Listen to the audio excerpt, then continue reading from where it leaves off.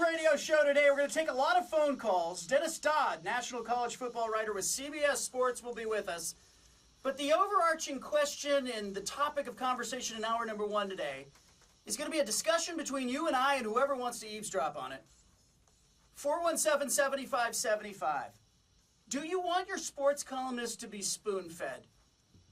Because let's face it, the Blazers, they have an awful lot of control over the messaging, their product, their news partners, and of course there's a time and place to deliver the message that the Blazers want to deliver. But I think yesterday and the events of yesterday and my column yesterday on what I believe is a lack of organizational culture, I think a broken organizational culture at one center court, I think it gives us a great launch point to have a bigger discussion about the Blazers messaging, the news partners, and what you want your sports columnist to be. If you want your sports columnist to deliver the message that the Blazers want to deliver, you're looking in the wrong place. It's not what I'm going to do as a sports columnist. It's not what I'm going to do as a radio show host. I'm going to give you candid information. I'm going to give you opinion. I'm going to go out. I'm going to talk with people with the organization. I had coffee today with one of the Blazers players.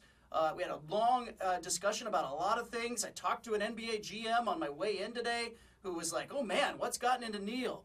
We're going to talk about that. You're going to hear Neil Olshey's comments. We've invited Neil Olshey to come on the show, and maybe he will show up. But the phone number for you, if you want to join the discussion, is 417-7575. For those of you who aren't tuned into this, I wrote a column off the Blazers season finale. They got whacked by the Warriors. We all saw it. The Warriors are the best, most talented team in the NBA, and it was not a fair fight.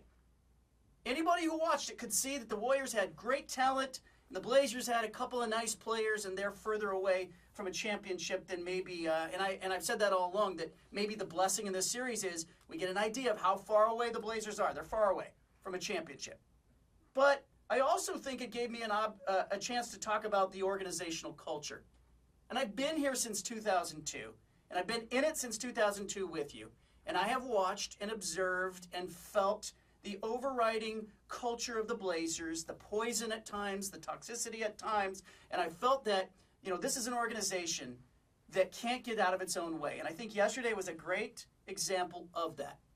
Clearly, me writing about the Warriors' great culture, Steph Curry, Kevin Durant, the types of players that GM Bob Myers brings into Golden State, the change in ownership at Golden State that really fostered the change of culture for that organization. Let's be real, the Warriors were a tortured organization for years under other ownership. And now with Joe Lacob coming in, this is an organization that clearly gets it. They've got their eye on the ball, they're transparent, their media policies, their policies with fans, very open, very honest.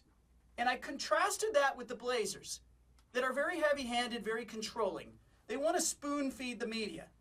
I'm not a beat reporter, but I can't imagine the job that the beat reporters have on a daily basis to have to deal with an organization that doesn't grant you access, doesn't allow you to have, they just want to spoon-feed you. And it's a larger discussion that I had with Neil Olshey last night as we were texting. I said, there's more than one way to cover this team. Do I need to stand in the middle of the locker room with you listening while I'm talking to players and players know you're listening to have those discussions to cover this team? Do I need to take your news releases and regurgitate them? Do I need to take what you give me? Or do I go out and report, seek, watch, observe, talk to people, meet with people on my own? Because as a sports columnist, I haven't made my reputation sitting back. I haven't made my reputation either just showing up to games and staring at what's happening.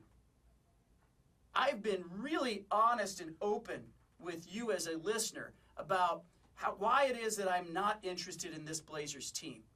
It has become harder and harder to watch this organization, root for this organization, be around this organization. At times it's suffocating to be around the Blazers organization. But I asked you today off the top of the show, what do you want from your sports columnist? Do you want a rah-rah, hoorah, company line, spoon-fed sports columnist that's going to eat from the same trough that everybody else is eating from? Or do you want somebody who's got their own opinions, their own viewpoints? Somebody who looks at an organization that hasn't had success, doesn't have culture, and let's not confuse team chemistry with organizational culture, because I think that's part of what's going on here. And do you want me to just beat the company line, beat the drum, say that, hey, this is all moving in the great direction, they have their big three, or do you want somebody who's going to look at them and go, man, championship teams don't have broken culture, and I see busted culture? 417-7575, you can weigh in. Let's start first, though, with Neil Olshey, who made the comments yesterday after my column posted. Neil Olshey is asked about it in the news conference. And again, here's an exit interview. This should be the general manager talking about, you know, why isn't Festus Ezeli part of the plans long term? What are you going to do with Myers Leonard and Evan Turner? And what's the plan, right? Keep your eye on the ball. Neil Olshey's asked about my column in the Oregonian, and this is his response.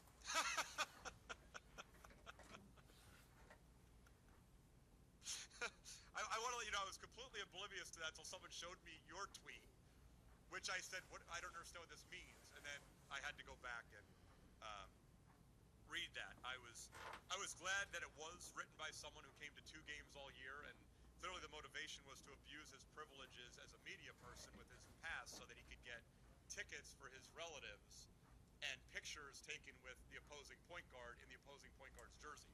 Because clearly that's an unbiased opinion, right? That's an impartial observer talking about our roster when he has his nephew in a Steph Curry jersey taking pictures with Steph Curry. Sure. That's Neil Olshey's beginning remark. And look, and I'll go back and I'll break down each part of this, but it struck me that the laugh at the beginning, you know, he's an actor. And a lot of people are banging on him for that laugh, saying that it was phony and that, of course, he knew what the question was and whatever.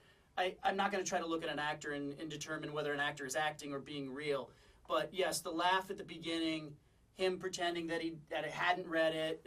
Neil Olshey reads everything. Neil Olshey is tuned in and plugged into everything. When we had Tom Penn on this radio show and he was critical of Neil Olshey's contract signings, Neil Olshey jumped down Tom Penn's throat. So, yes, Neil Olshey's paying attention. He then quickly turns it to my nephew, which is an interesting thing because I haven't talked a lot about my nephew on this radio program. I love my nephew. He's a good kid. He's 11 years old.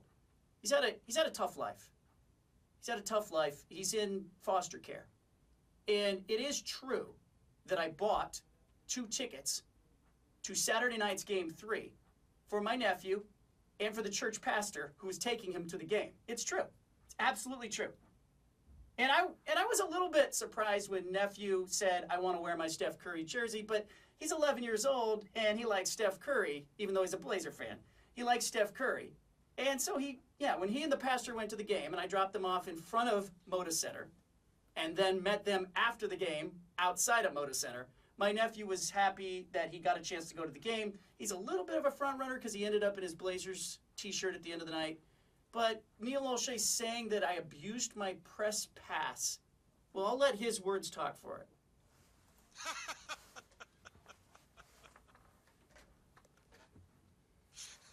I want to let you know I was completely oblivious to that until someone showed me your tweet, which I said, "What? I don't understand what this means." And then I had to go back and read that. I was glad that it was written by someone who came to 2 games all year, and clearly the motivation was to abuse his privileges as a media person with his past so that he could get tickets for his relatives and pictures taken with the opposing point guard in the opposing point guard's jersey. Because clearly that's an unbiased opinion, right? That's an impartial observer talking about our roster when he has his nephew in a Steph Curry jersey taking pictures with Steph Curry. Sure. So my nephew wearing the Steph Curry jersey, if you want to debate that, we can debate it. He is a foster kid. We are in the process of adopting him. He wanted to go to the game, and the church pastor took him to the game. And by the way, the photos with my nephew and Steph Curry that he's alluding to, I don't know if you've watched warm-ups, but nephew and pastor ended up walking down near the court and snapping a photo with Steph Curry warming up in the background of the photo. And nephew was really excited about it. And after yesterday, my fear today is that nephew's going to go to school and somebody at school is going to tell him that, Neil Olshey called you out for being a Steph Curry fan.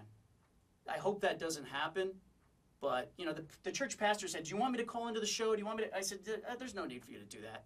I said, I think people know, like, I didn't take a free ticket there. I bought tickets. I pay for my tickets. My daughter went to Game 4 on Monday night. Incidentally, she wore a Damian Lillard jersey. I don't know if that makes me impartial, but she likes Damian Lillard. She wore a Lillard jersey. I also paid for those tickets. And I don't know how that's an abuse of a press pass. But he did raise an interesting point. I think it's a fair point when he said that he's glad that the column was written by somebody who only went to 2 games. He subsequently last night explained that, like, how can you have the perspective of our locker room if you haven't spent a lot of time in our locker room or whatever? Here's the point that I want to make. There is a difference between team chemistry and culture, organizational culture. In my point, the larger point that I think you can observe, and fans I think know this, over 15 years of watching Paul Allen cycle through general managers, cycle through coaches, in and out of the lottery, into the lottery, out of the lottery, bankruptcy, no bankruptcy. We've all seen it. I'm not a media member at the end of the season when Mo Cheeks gets fired or Nate McMillan is fired that's going to be left in tears or distraught. I know how it ends. I know how it ends for me. I know how it ends for Neil Olshey. I know how it ends for Blazers coaches.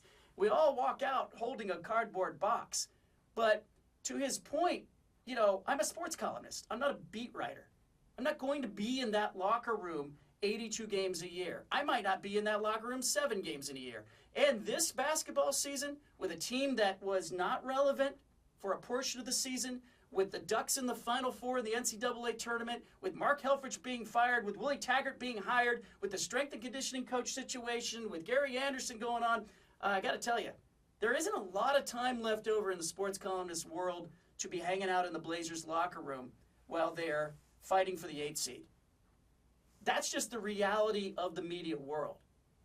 And it's why I didn't talk about team chemistry, which may or may not be good with this Blazers team. I'm not taking their word for it. I'm not also saying it's bad. But I'm talking about organizational culture. I'm talking about the GM who comes out after a column is written criticizing the culture, saying, look, they're very controlling. They had a Comcast employee fired for criticizing Neil Olshey. They got rid of Mike and Mike on the broadcast. They're controlling. They're invasive. It's tough to see a franchise like this having success. Because, by the way, look over at the Warriors. They're very open.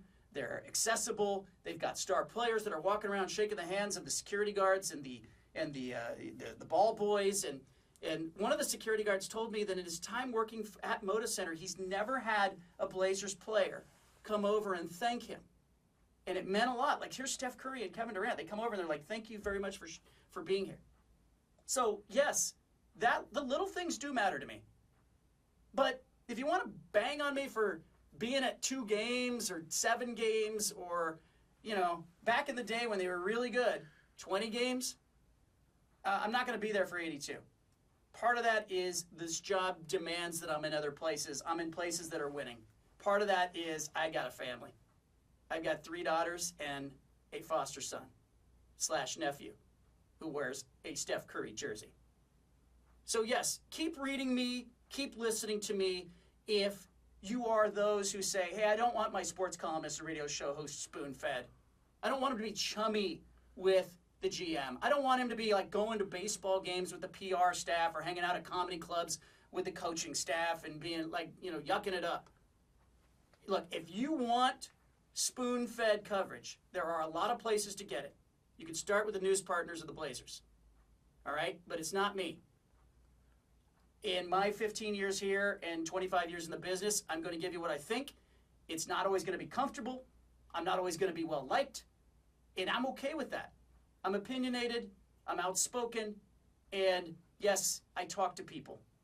And it's the point I made to Neil Olshey. And he's been invited to come on this show, and I hear that he just doesn't want to come on the show. And that's fine. But the point I made to Neil Olshey last night was there's more than one way to cover this team, especially from a columnist viewpoint. I'm never going to spout off on something that I don't feel is right or true. I'm not going to say that. But I am going to stay up until 3 o'clock in the morning like I did after Monday night's game, writing 1,600 words on what I think this team needs to fix culturally, the organization, in order to compete at the highest level. The roster's another story, and I addressed that. It's why I didn't talk about the players in the piece. But if you want spoon-fed coverage, it isn't me.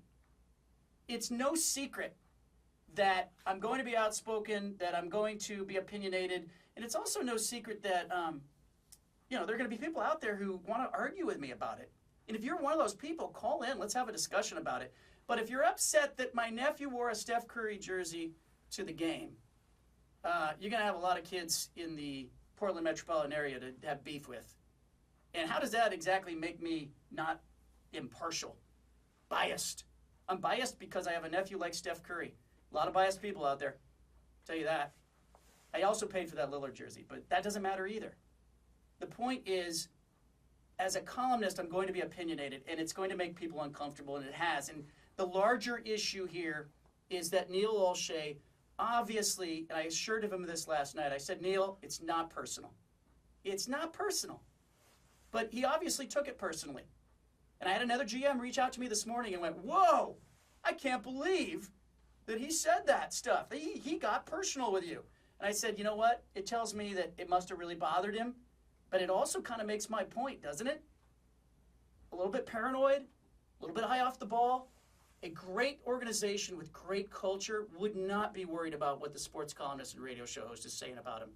And here in Portland, they're creating their own fishbowl.